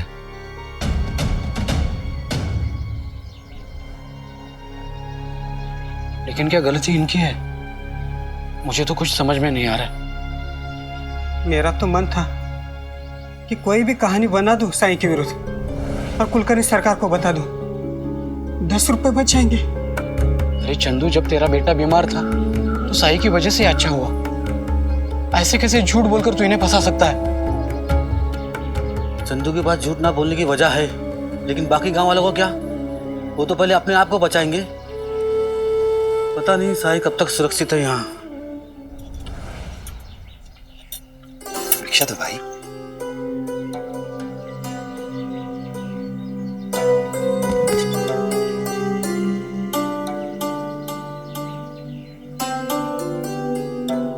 भिक्षा दो माई।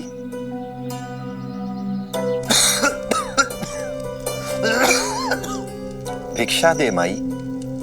10 रुपए का जुर्माना लगवा के भिक्षा मांग रहे, की वजह से पता नहीं कल घर में खाने को कुछ बचेगा भी या नहीं। अब द्वार पे आए हैं तो खाली हाथ जाने नहीं दे सकते ना।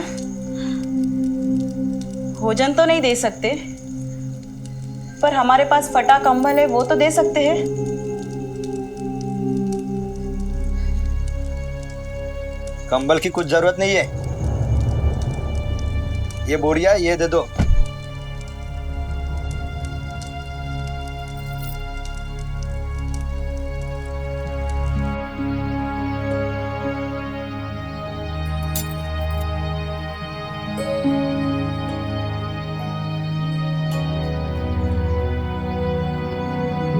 इसमें तो गुड़ लगा हुआ है, मैं इसे धो के देती हूँ। नहीं माई, भिक्षा में जो कुछ भी मिले वो ईश्वर की देन है। मैं इसे ऐसे ही स्वीकार करता हूं।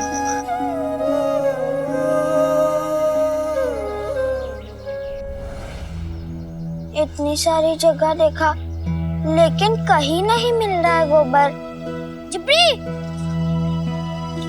जिप्री, कहीं नहीं मिला गोबर। जिप्री, मुझे भी नहीं मिला। मुझे भी नहीं मिला। ऐसा कैसे हो सकता है? जिप्री, आज अगर गोबर नहीं मिला तो फिर कब उपले बनाएंगे और कब बेचेंगे? हाँ।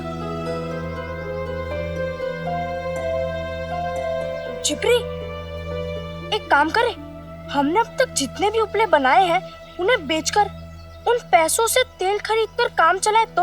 नहीं, उतने तेल से काम नहीं बनेगा। मैं पूरी द्वारका माई को रोशन करना चाहती हूँ और अपनी बस्ती में सारे घरों में दिए जलाना चाहती हूँ। मुझे नहीं लगता कि ये होगा। साई कहते हैं कोशिश करने वालों की कभी हार नहीं होती। तो अब करे क्या?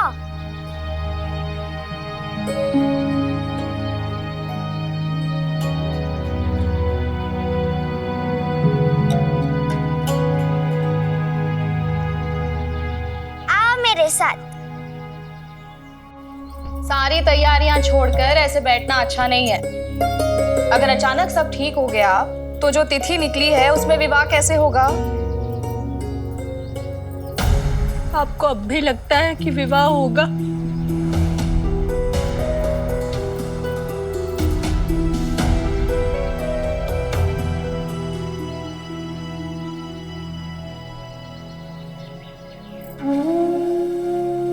अगर विवाह नहीं होना होता तो साईं कभी नहीं कहता।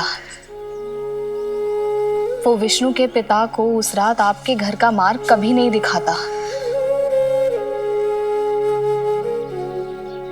अल्लाह मालिक।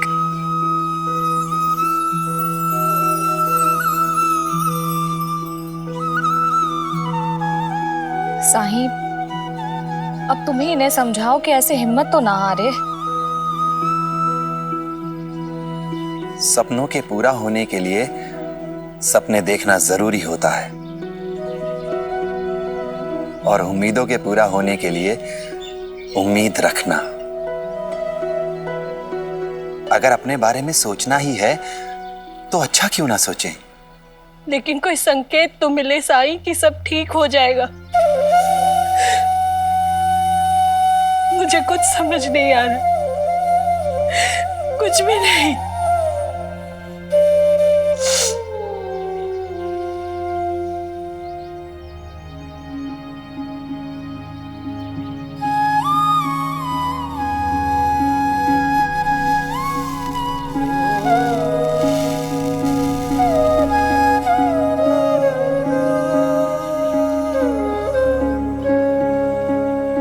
अल्लाह मालिक।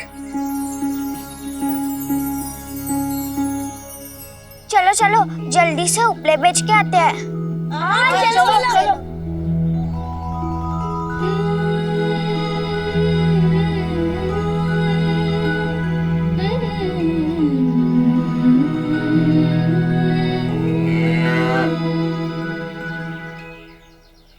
गौ माता हमारी सहायता करिए। हमारे हाथ जोड़ने से ये गोबर कैसे देगी? चलो चलो सब हाथ जोड़ो और प्रार्थना करो गौ माता से।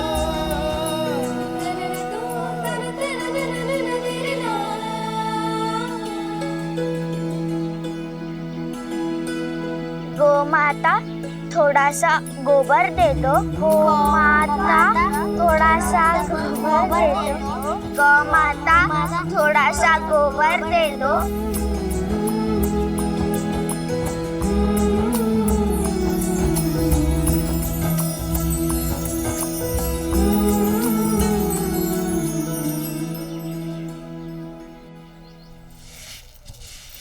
भिक्षा दे माई।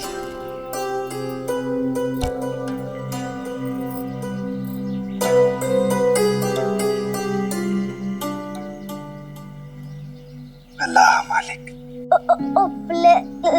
ले लो। अरे नहीं चाहिए तुम्हारे उपले।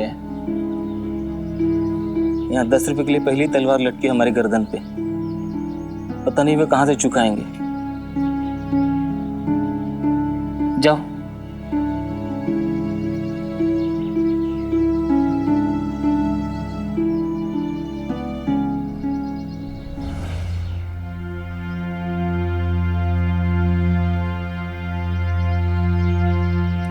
भिक्षा दे माई।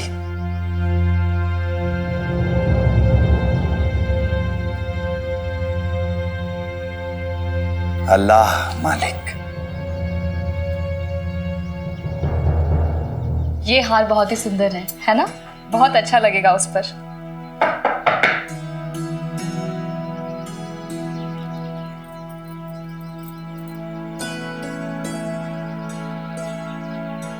मालसापति जी हैं? नहीं। मैं महाराज हूँ। यमुना बिटिया की विवाह में खाना बनाने के लिए बुलाया था मुझे। आधे पैसे भी दे चुके हैं वो। मैं यहाँ पर ये देखने के लिए आया हूँ कि मुझे क्या क्या तैयारियां करनी है।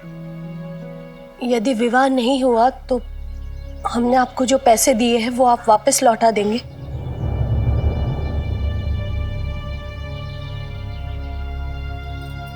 अब आप थोड़ी देर इंतजार कीजिए, महालसापति जी बस आते ही होंगे। आप बैठिए ना। यमुना बेटा महाराज के लिए पानी लाना। जी भाई का। नहीं चाहिए, जाओ ऐसे। नहीं चाहिए बोला ना एक बार, जाओ ऐसे।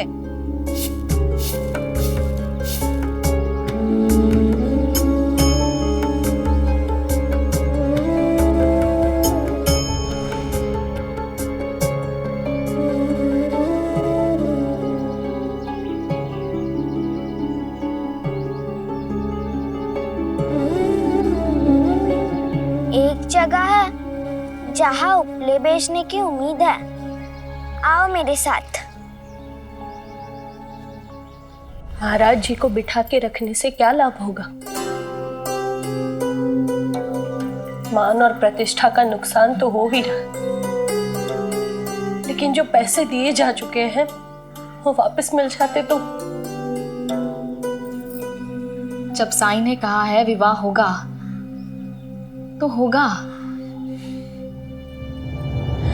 विश्वास रखने के लिए कोई एक संकेत तो मिले, ऐसा संकेत कि साईं ने जो कहा है वो सत्य होगा। साईं का आशीर्वाद खाली नहीं जाएगा।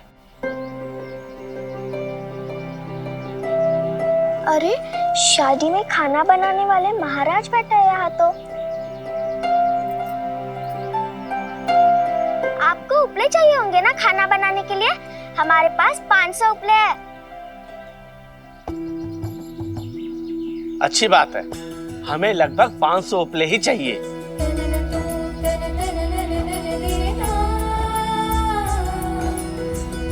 आपने उपलों का प्रबंध कर दिया, अच्छा किया। अब कोई बाधा नहीं आएगी काम में।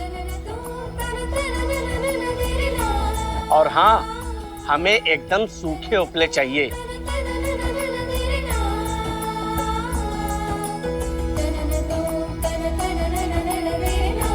अभी तो इतने ही हैं जो पूरी तरह से सूखे हुए हैं, बाकी के सूख रहे हैं जो मैं कल ले आऊंगी।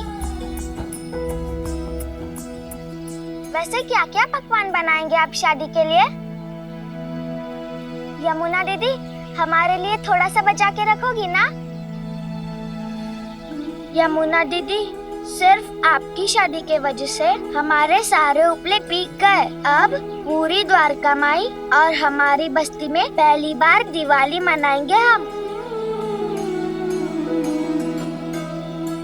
ये उपले बेच के तेल खरीदेंगे दियों के लिए। संकेत चाहिए था ना आपको? देखिए, आपने सोचा तैयारियां रोक देंगे, लेकिन इंतजाम तो फिर भी होता ही जा रहा है। इन बच्चों के चेहरों पर उत्साह देखिए, जैसे आपको विश्वास दिलाने आए हैं कि सब अच्छा ही होगा।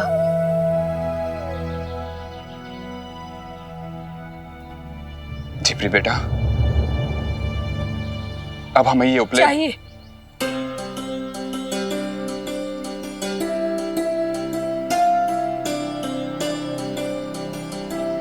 हमें सारे उपले चाहिए।